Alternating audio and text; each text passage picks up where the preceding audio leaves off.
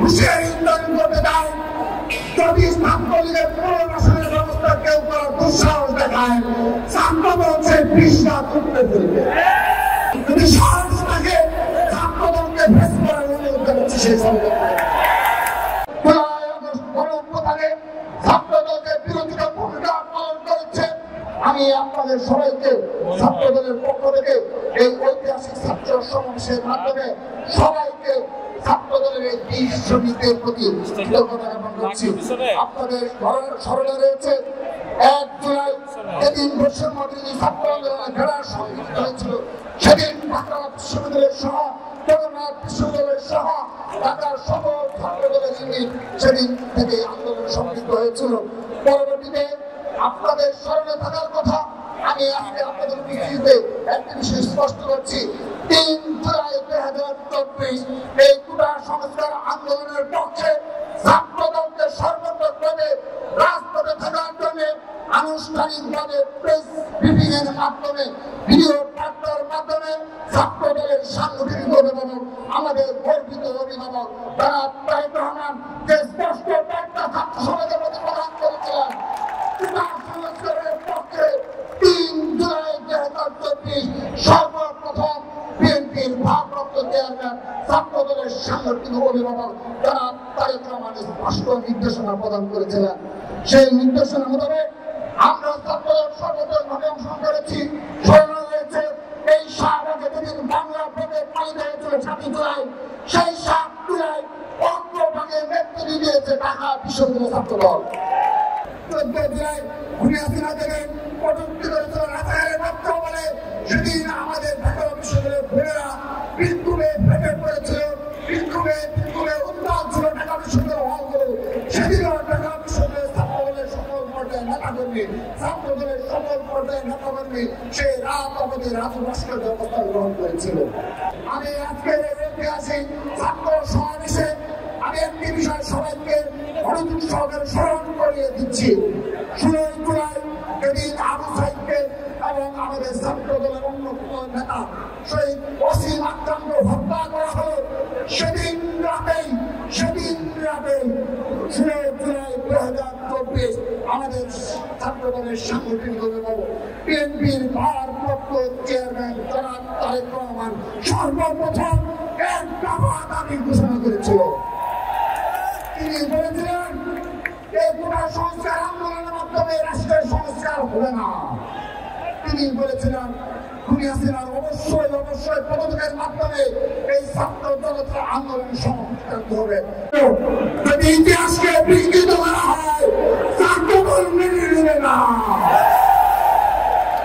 উপস্থিতি তারপর 17 July complete shutdown সহ 17 জুলাই কমপ্লিট শাটডাউন সহ 18 জুলাই 20 জুলাই সহ 3 আগস্ট 4 আগস্ট আমার এই ছাত্রদলের প্রান্তীয় ভাইরা এই আন্দোলনের অগ্রভাগে নেতৃত্ব দিয়েছে।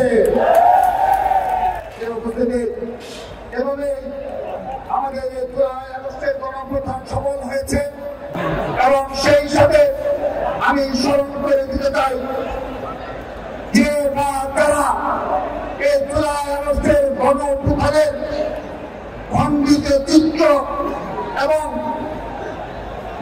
মন গড়া ইতিহাস রচনা করার জন্য ষড়যন্ত্র করে যাচ্ছেন। আমরা সেই সকল ইতিহাস বেত্তাদের বলতে চাই, আমরা এই ইতিহাস বেত্তাদের ইতিহাসের আস্থা করে নিক্ষেপ করা হবে। সকল ছাত্র সংসদে সংসদ নির্বাচন থেকে ছাত্রদের অবশ্যই অংশগ্রহণ করবে, কিন্তু তার পূর্বে আমাদের যে প্রধান দাবি ছিল, ছাত্র সমাজের যে প্রধান দাবি ছিল ছাত্রলীগের সংগঠনের ভিত্তি করা, তালিকা প্রকাশ করা এবং বিচারের আওতায় নিয়ে আসা। কিন্তু শুধুমাত্র ঢাকা বিশ্ববিদ্যালয়, জাহাঙ্গীরনগর বিশ্ববিদ্যালয়ে নামটা ওয়াস্তে একটি সামান্য তালিকা প্রকাশ করে 1 বছর অতিবাহিত করেছে তারা। আমরা বিশ্ববিদ্যালয় প্রশাসনের নিকট বারবার নিবেদন জানিয়েছি, বাংলাদেশের সকল শিক্ষা প্রতিষ্ঠানে ছাত্রলীগের বিচারের দাবিতে ছাত্রদল 5 জাস্টিস কর্মসূচি পালন করেছে বারবার, কিন্তু এই বিশ্ববিদ্যালয়ে যে সকল শিক্ষক রয়েছে তারা বিচার করার জন্য সামান্যতম আগ্রহ বোধ করেননি। শুধু তাই নয়, যে সকল নীল দলের যে সকল আওয়ামী দূষণ শিক্ষক রয়েছে তারা 3 আগস্ট পর্যন্ত এই ঢাকা বিশ্ববিদ্যালয় ফিরিয়াসের পক্ষে মিছিল করেছে, তাদের বিরুদ্ধে আজকে দিন পর্যন্ত সামান্য পদক্ষেপ গ্রহণ করা হয়নি। আমরা স্পষ্টভাবে বলতে চাই, হুঁশিয়ারি উচ্চারণ করতে চাই, যদি ছাত্রলীগের পুনর্বাসনের ব্যবস্থা কেউ করার দুঃসাহস দেখায়, ছাত্র বলছে বিষটা তুলতে ফেলবে। আমরা আজকের এই ঐতিহাসিক ছাত্র সমাবেশ থেকে ছাত্রলীগের সন্ত্রাসীদের সুস্পষ্ট তালিকা প্রদান করার জন্য এবং তাদেরকে বিচারের আওতায় নিয়ে আসার জন্য সকল বিশ্ববিদ্যালয় এবং সকল শিক্ষা প্রতিষ্ঠানে যারা দায়িত্ব রয়েছে তাদেরকে অনুরোধ জানাচ্ছি এবং নির্দলীয় সরকারের যারা দায়িত্ব রয়েছে তাদেরকে বিচার প্রক্রিয়া সুস্পষ্ট করার জন্য আমরা ছাত্রদের পক্ষ থেকে অনুরোধ জানাচ্ছি। শত উস্কানি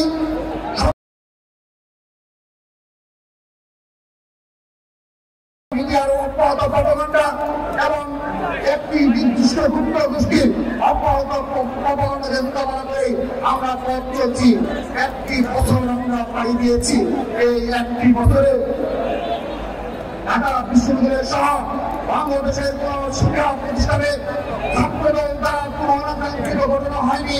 শুধুমাত্র তাই নয়, ছাত্রদল বাণিজ্য সহ গেস্টরুম কালচার সহ ছাত্রলীগের সকল কালচারকে বিলুপ্ত করেছে বাংলাদেশ জাতীয় ছাত্রদল।